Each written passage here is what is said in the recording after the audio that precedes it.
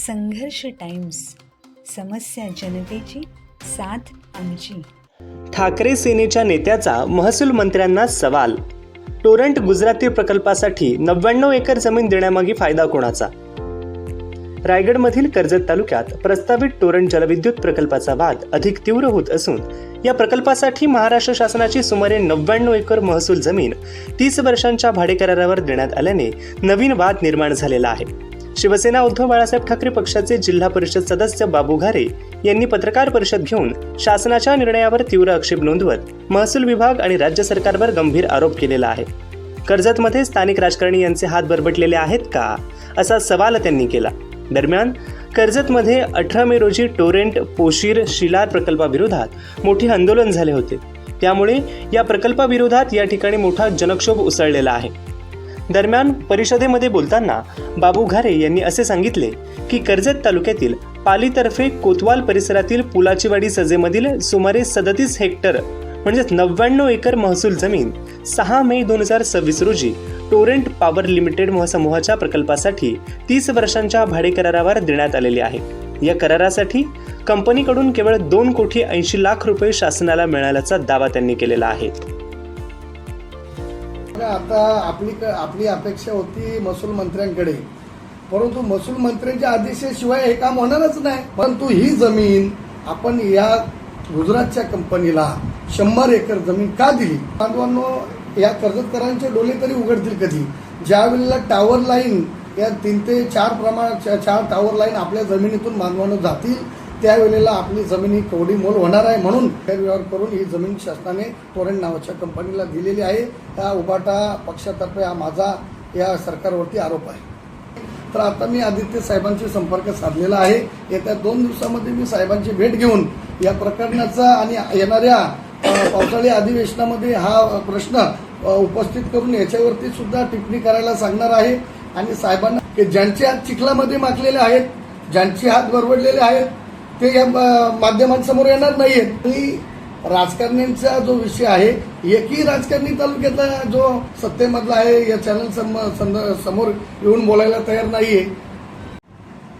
नमस्कार सर्व कर्जतवासी आणि पत्रकार बांधवांना. आज मुद्दाम म्हणून मी आपल्याला इथे बोलवण्याचं कारण एवढंच की मला आपल्याशी आणि जनतेशी संवाद साधायचा होता.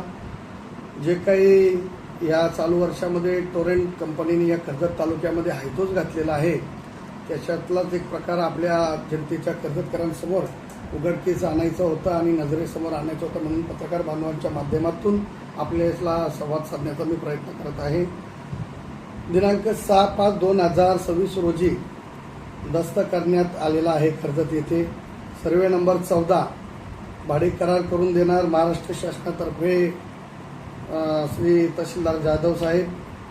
30 वर्षाचा भाडे करार करून देण्यात आलेला आहे टोरेंट नावाच्या कंपनीसाठी.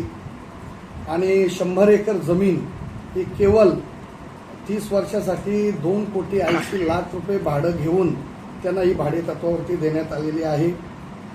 एवढं मोठं क्षेत्र कुठल्याही प्रकारच्या कर्जतवासियांना किंवा त्या भालेवडी ग्रामपंचायत हद्दीतील राहणाऱ्या नागरिकांना किंवा त्या जमिनीमध्ये राहणाऱ्या आदिवासी बांधवांना विश्वासात न घेता ही जमीन गुजरात येथील एका कंपनीला भाडे तत्वावर का देण्यात आली, याच्या मागे काय षडयंत्र आहे, याच्यामध्ये स्थानिक कोणाचे हात बरबडलेले आहेत याचा उलगडा व्हायला पाहिजे. यासाठी मी पत्रकार बांधवांना आपल्याला इथे बोलवलेलं आहे. कारण ही काही 1 गुंठा किंवा 1 एकर जमीन नाहीये, ही भाडे तत्वावर देण्यात आलेली आहे 30 वर्षासाठी.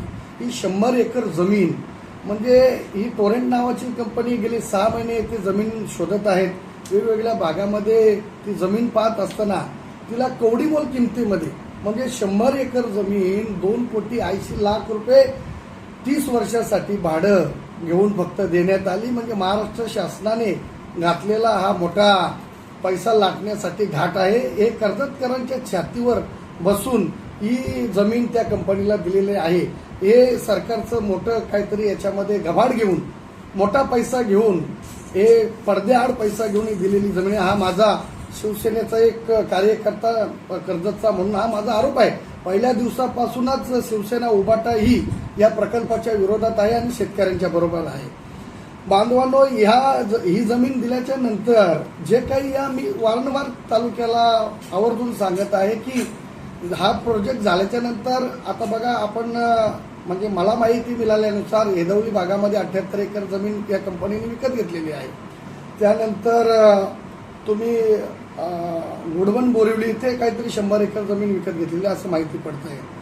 आणि आता या मागोमाग ही जमीन शासनाची लाटली तर या मागोमाग ढाकचं जे गावठाण आहे साधारण ते गावठाण सुद्धा या कंपनीचं लाटण्याचा प्रयत्न चालू आहे.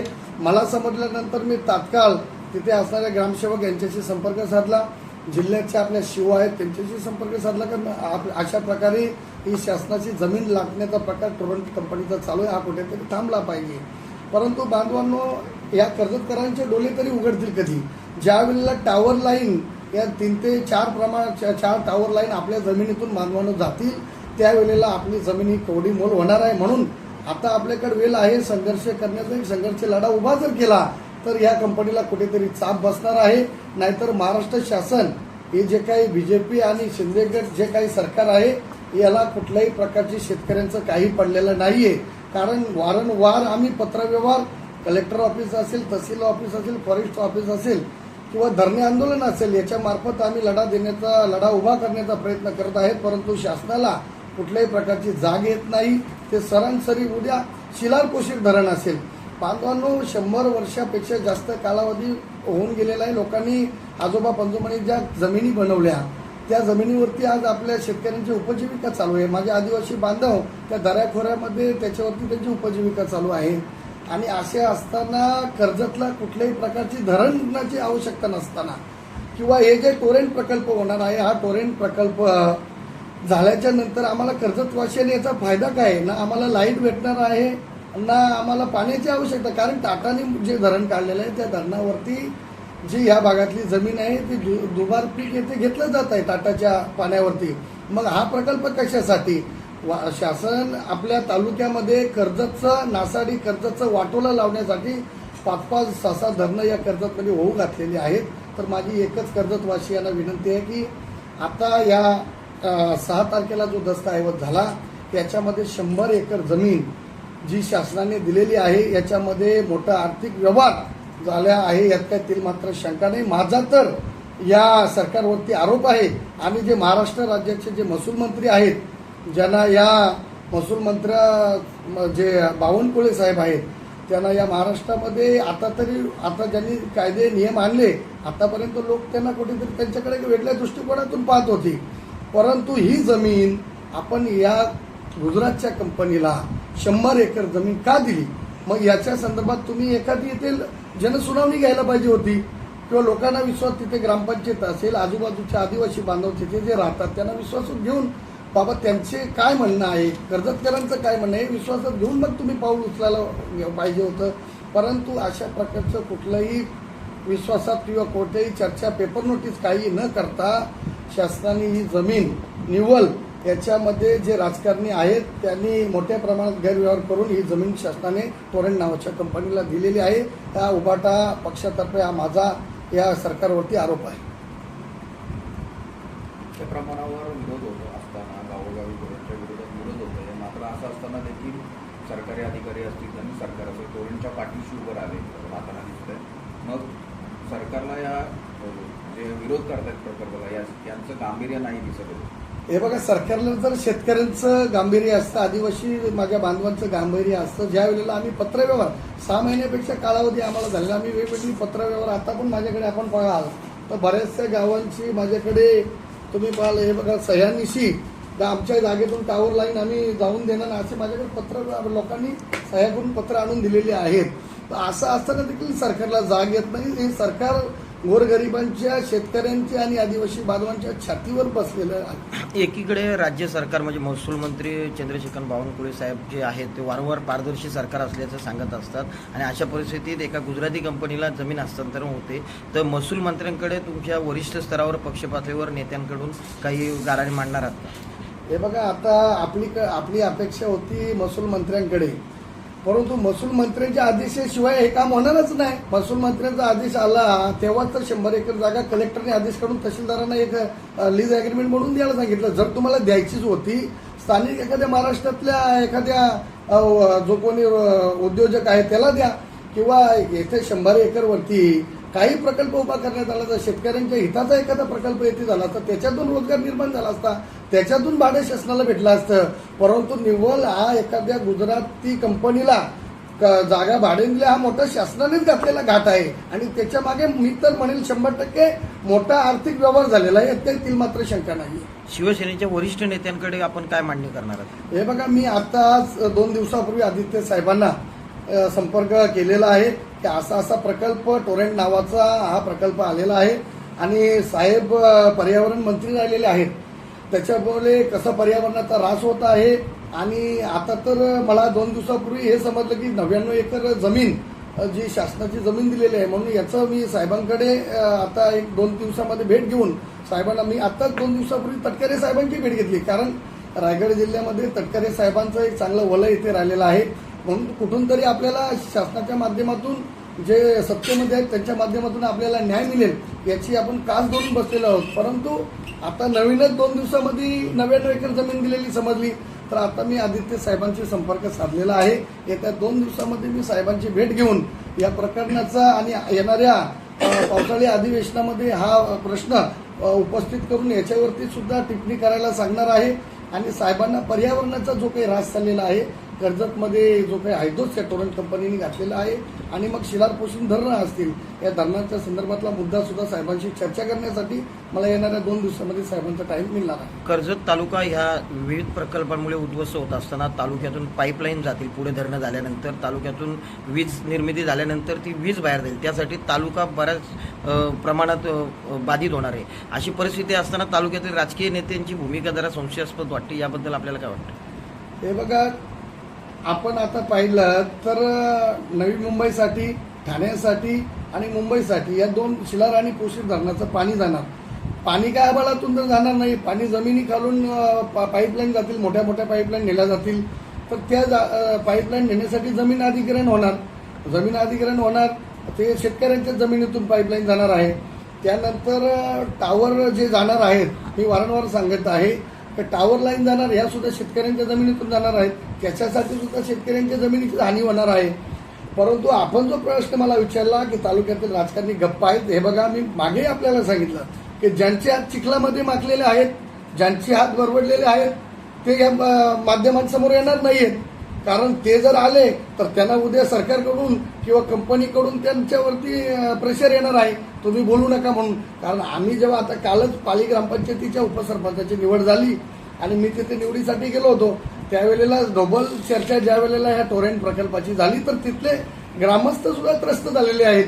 परंतु हे बाहेर असे दाखवतात की ग्रामस्थांचा विरोध नाहीये, परंतु मोठा आक्रोश जनतेमध्ये या टोरेंट कंपनीच्या संदर्भात आहे. आणि राजकारण्यांचा जो विषय आहे, एकही राजकारणी तालुक्यातला जो सत्तेमधला आहे या चॅनल समोर येऊन बोलायला तयार नाहीये.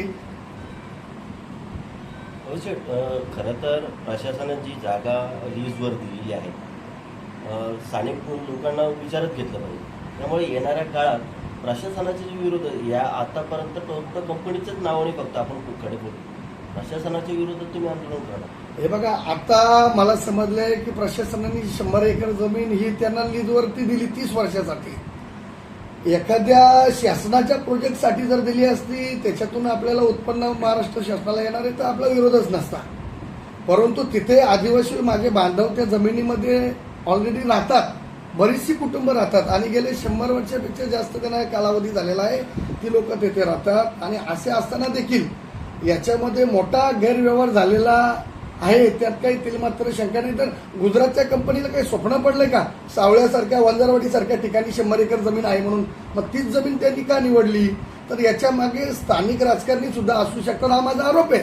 म्हणून मी सुरुवातीपासून उबाटा पक्ष हा शेतकरी बांधवांच्या पाठीशी आहे, आदिवासी बांधवांच्या पाठीशी आहे आणि टोरेंट कंपनीच्या विरोधात आहे. म्हणून मी वेळोवेळी माझी भूमिका आपल्याला बोलून मांडत आहे की याच्यामध्ये मोठा आर्थिक गैरव्यवहार झालेला यात काही मात्र शंका नाही. आणि येणाऱ्या काळामध्ये शासनाने जर ही 100 एकर जमीन त्यांना दिलेली आहे तर मोठा लढा आम्ही तिथे जागेवरती आंदोलन उभा करून मोठा लढा आम्ही उभा करू. आपण 18 मे रोजी पर्यावरणप्रेमी ॲडव्होकेट कैलास मोरे आपण स्वतः आणि बरेच पर्यावरणप्रेमींनी 18 मे रोजी धरणे आंदोलन केलं होतं. त्यानंतर पुढील आंदोलनाची दिशा आता लोकांना समजत नाही, नक्की पुढचं आंदोलन कसं असणार? हे बघा, येणाऱ्या 5 तारखेला पर्यावरण दिन आहे. पर्यावरण दिनानिमित्त सुद्धा आम्ही तहसील कार्यालयासमोर मोर्चा काढण्याच्या तयारीत आहोत.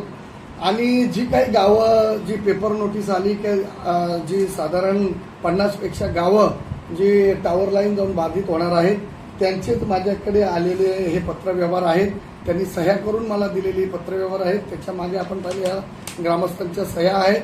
तर हा पत्रव्यवहार मी आता टोरेंट कंपनीला देऊन तहसील कार्यालय आणि कलेक्टर ऑफिस यांच्याकडे मी सोपवणार आहे की आमच्या जागेतून तुम्ही टावर लाईन नेऊ नये. कारण त्याचा जो टावर लाईन गेल्याच्या नंतर जो इफेक्ट होणार आहे, माझा शेतकरी हा भूमिहीन एक प्रकारे भूमिहीनच होणार आहे. कारण त्याला शेती जोडक एकही पुरावा व्यवसाय करता येणार नाही. म्हणून शासनाला मी वारंवार निदर्शनास आणून देत आहे की आमच्या जागेतून टावर लाईन असेल, पाईप लाईन असेल, हे तुम्ही नेऊ नये. हा टोरेंटचा प्रोजेक्ट आहे, हा तात्काळ आपण बंद करावा, ही आमची शेतकरी आणि कर्जतवासियांतर्फे मागणी आहे.